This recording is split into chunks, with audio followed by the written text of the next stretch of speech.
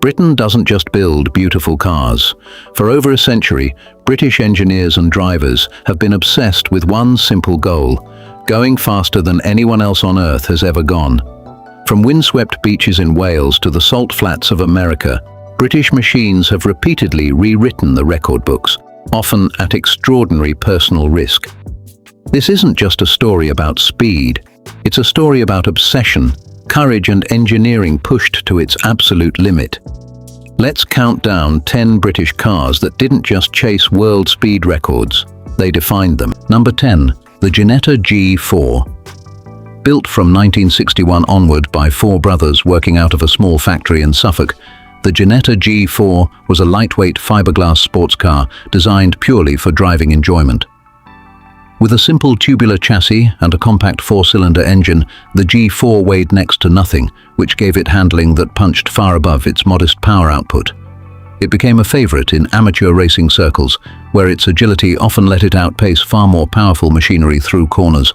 Only a few hundred were ever built, and today it remains one of the most underrated giant killers in British motorsport history. Number 9. The Elva Courier. Founded by racing driver Frank Nichols, Elva built the Courier starting in 1958 as a lightweight sports car aimed squarely at club racing.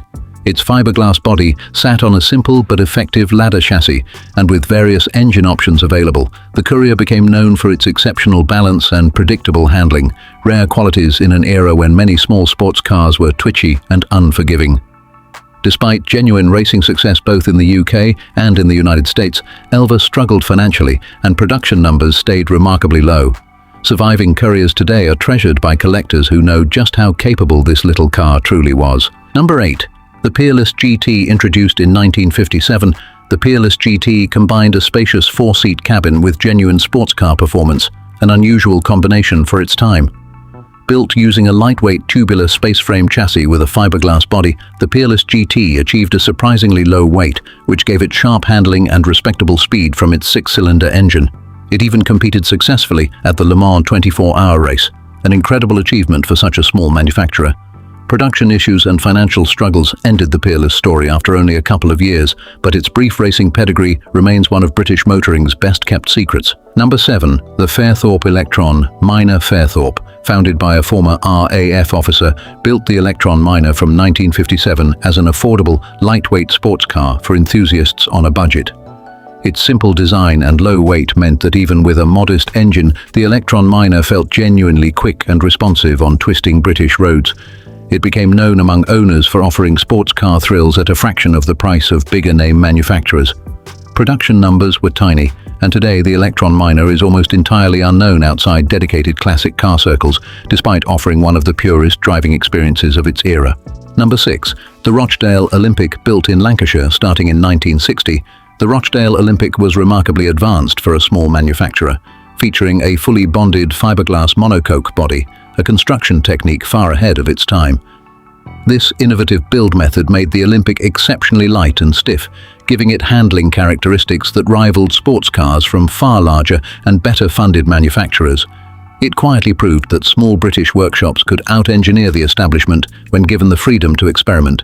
Fewer than a few hundred were built, making surviving examples extraordinarily rare and highly prized among those who understand just how ahead of its time the design truly was. Number 5.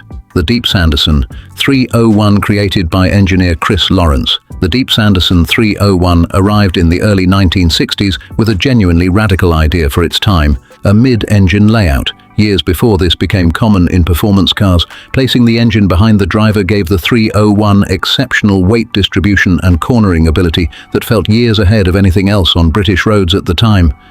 It found real success in club racing, embarrassing far more expensive machinery through corners. Production remained extremely limited, and today the Deep Sanderson 301 stands as one of the most technically important yet overlooked British sports cars ever built. Number 4. The Trident Clipper. The Trident Clipper, produced from the late 1960s, combined elegant coupe styling with a powerful American V8 engine, creating a genuine high-speed Grand Tourer built almost entirely by hand. Its fiberglass body was both lightweight and aerodynamically efficient, allowing the Clipper to achieve genuinely impressive top speeds that rivaled far more famous Grand Tourers of the era. Despite this performance, Trident remained a tiny operation, and total production numbers stayed remarkably small throughout the model's lifespan. Today, the Clipper is remembered by those who know it as one of the most capable yet overlooked Grand Tourers Britain ever produced. Number 3. The Marcos 1800 GT, founded by Jem Marsh and Frank Costin. Marcos introduced the 1800 GT in 1964 with one of the most unusual construction methods in automotive history, a wooden monocoque chassis. Despite sounding old-fashioned, this wooden structure gave the 1800 GT exceptional torsional stiffness combined with remarkably low weight, resulting in handling that stunned journalists who tested it against far more established rivals. Its low, sleek bodywork also gave it genuinely competitive top-speed figures for the era.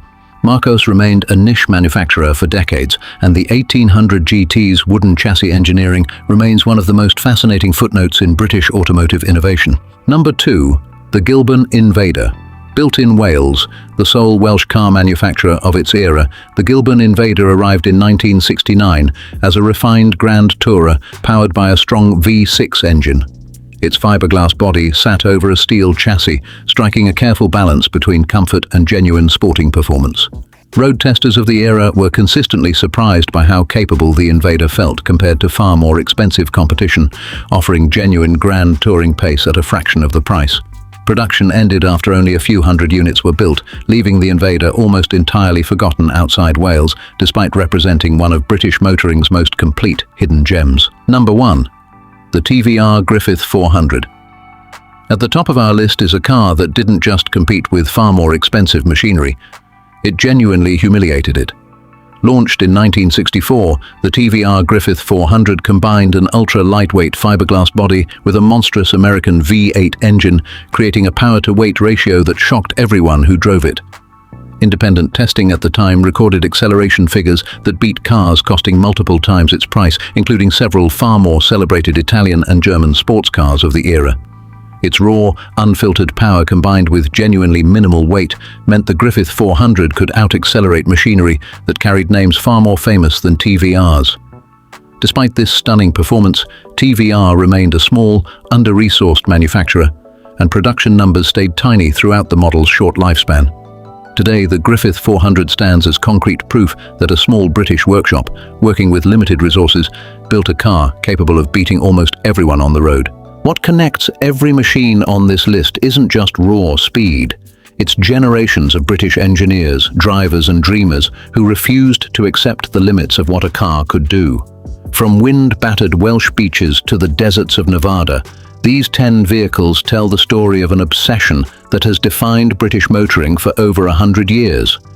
Some drivers on this list paid the ultimate price chasing that obsession. Others rewrote history entirely. But every single one of them pushed British engineering somewhere no one had ever gone before. That's the story of 10 British cars that didn't just chase world speed records, but built the very history of speed itself.